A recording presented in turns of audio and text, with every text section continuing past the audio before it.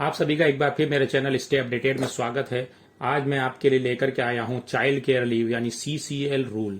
CCL के नियम लेकर आया हूं। क्या पुरुष कर्मचारी को भी सीसीएल मिलता है या सिर्फ महिला कर्मचारियों को सीसीएल मिलता है? यह कितना देय होता है? कैसे लिया जा सकता है? क्या क्या इसके रूल हैं? इस बारे में मैं आपको बताऊंगा। चलिए शुरू करते हैं हमारी वीडियो चाइल्ड केयर लीव के बारे में और हम बताते हैं इसके रूल। राजस्थान सेवा नियम 1951 में नया नियम 103C चाइल्ड केयर लीव जोड़ा गया है।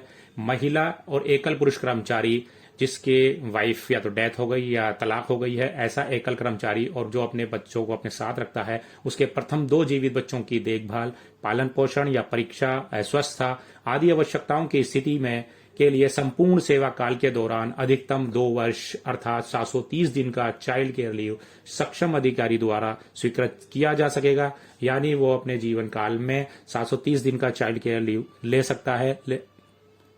चाइल्ड का तात्पर्य क्या है? यानी उसकी आयु अगर 18 वर्ष से कम है तो ही वो चाइल्ड है। अगर 19 साल का हो गया तो चाइल्ड केयर लीव नहीं मिलेगी। लेकिन 40% या उससे अधिक विकलांगता की स्थिति में कोई बच्चा है तो 22 वर्ष तक वो चाइल्ड माना जाएगा। 22 साल की उम्र तक चाइल्ड केयर लीव ली जा सकती है उसके लिए, अन्यथा नहीं मिलेगी। चाइल्ड केयर लीव की स्वीकृति निम्नलिखित शर्तों के अधीन की जाती है। उसमें कुछ शर्तें हैं जो चाइल्ड केयर लीव कैसे सैंक्शन होगी इसके बारे में। महिला एकल पुरुष कर्मचारी को संपूर्ण चाइल्ड केयर लीव 730 दिन में से प्रथम 365 दिन के लिए अवकाश पर प्रस्थान करने से ठीक पूर्व के वेतन का 100% के बराबर वेतन देय होगा। अर्थात जो कर्मचारी चाइल्ड केयर लीव ले रहा है उसको 730 दिन की जो चाइल्ड केयर लीव मिलेगी उसमें से पहली 365 दिन तक जो चाइल्ड केयर लीव मिलेगी उसे उसमें 100% वेतन मिलेगा। जो उसका जो वेतन चल रहा है वही वेतन देय होगा।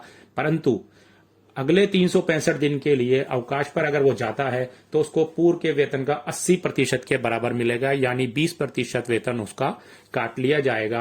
अर्थात आप ये बात ध्यान रखें कि 365 दिन तक अगर आप चाइल्ड केयर लीव लेते हैं तो आपको कोई दिक्कत नहीं है सैलरी में। लेकिन अगर आप 365 दिन के बाद 366 भी जब आप चाइल्ड केयर लीव लेंगे तो आपको उस एक दिन का वेतन जो है 80% ही वेतन मिलेगा, 20% वेतन सरकार काट लेगी। चाइल्ड केयर लीव को किसी भी अन्य देय अवकाश के साथ संयुक्त किया जा सकता है, लिया जा सकता है। राज्य सरकार द्वारा निर्धारित प्रारूप में अवकाश स्वीकृति हेतु आवेदन सक्षम अधिकारी को पर्याप्त समय पूर्व देना होगा। यानी कि एक प्रारूप सरकार ने निकाला हुआ है, राज्य सरकार ने, उसी प्रारूप में भर करके हम अवकाश का आवेदन करेंगे। जो हमारा अवकाश स्वीकृत करने वाला अधिकारी है उसको चाइल्ड केयर लीव अधिकार नहीं है, यह हम अधिकार से नहीं ले सकते। किसी भी परिस्थिति में अवकाश स्वीकृत अधिकारी की पूर्वानुमति के बिना कोई कार्मिक अवकाश का उपभोग नहीं करेगा। यानी चाइल्ड केयर लीव पहले हमें स्वीकृत करानी होगी तभी हम जाएंगे, और न हम इस अवकाश को अधिकार के रूप में मांग सकते हैं कि ये हमें मिले ही। अनाधिकृत रूप से अनुपस्थित रहने वाले कार्मिकों को ये अवकाश दे नहीं होगा।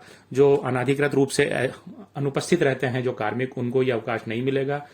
कार्मिक द्वारा पहले से ही उपयोग किए जा रहे अथवा उपभोग किए जा रहे अवकाशों को किसी भी परिस्थिति में चाइल्ड केयर लीव में परिवर्तित नहीं किया जा सकेगा। चाइल्ड केयर लीव को किसी अन्य अवकाश लेखे में नाम में नहीं लिखा जाएगा। राज्य सरकार द्वारा निर्धारित प्रपत्र में इसका पृथक अवकाश लेखा संधारित किया जाएगा और इसे सेवा पुस्तिका यानी अपनी सर्विस बुक में चस्पा किया जाएगा। अवकाश स्वीकृति अधिकारी राज्य कार्य के सुचारू संचालन अथवा विभागीय लक्ष्यों की प्राप्ति के लिए आवेदित अवकाश को अस्वीकृत कर सकता है। अधिकारी चाहे तो अवकाश को अस्वीकृत भी कर सकता है।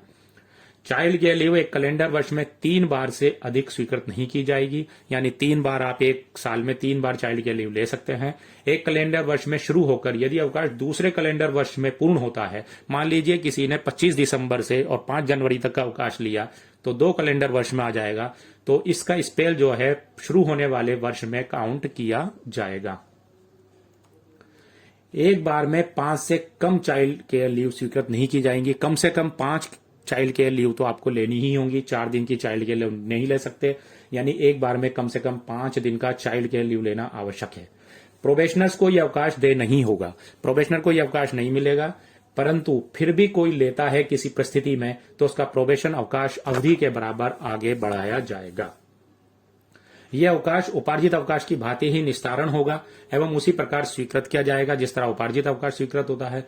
रविवार और अन्य अवकाशों को इस अवकाश के पहले अथवा बाद में जोड़ा जा सकेगा। चाइल्ड केयर लीव के मध्य में आने वाले रविवार, राजपत्रित और अन्य अवकाश उपार्जित अवकाश की तरह ही चाइल्ड केयर लीव में काउंट होंगे। ये उसी तरह काउंट होंगे जिस तरह पीएल अवकाश में काउंट होते हैं। निःशक्त बच्चे के संबंध में अवकाश स्वीकृति से पूर्व सक्षम प्राधिकारी मेडिकल बोर्ड से जारी निःशक्तता प्रमाण पत्र के अलावा कार्मिक पर बच्चे के आश्रित होने का प्रमाण पत्र कर्मचारी से लिया जाएगा। विदेश में रह रहे बच्चे के अस्वस्थता अथवा परीक्षा आदि की स्थिति में अवकाश अधिकृत चिकित्सक शिक्षण संस्थान से प्राप्त प्रमाण पत्र के आधार पर स्वीकृत किया जा सकेगा। अगर हमारा बच्चा विदेश में रह रहा है तो वहां से हमें ये मंगाना पड़ेगा, शिक्षण संस्थान से और अधिकृत चिकित्सक से प्रमाण पत्र मंगाना पड़ेगा, जिसके आधार पर अवकाश स्वीकृत होगा। और विदेश में रह रहे बच्चे के संबंध में अवकाश लेने पर विदेश यात्रा संबंधी अवकाश के नियम और निर्देशों की पालना होगी। जो विदेशी अवकाश में जो नियम और रूल होते हैं वो एनओसी वगैरह सब लेनी पड़ेगी और 80% अवकाश अवधि उसी देश में बितानी होगी जहां बच्चा रह रहा है। अगर हमारा बच्चा विदेश में रह रहा है और हम सीसीएल ले रहे हैं तो हमें अपनी सीसीएल की 80% छुट्टी विदेश में ही बितानी पड़ेगी बच्चे के साथ। बच्चे की परीक्षा होने पर लिया जा सकेगा।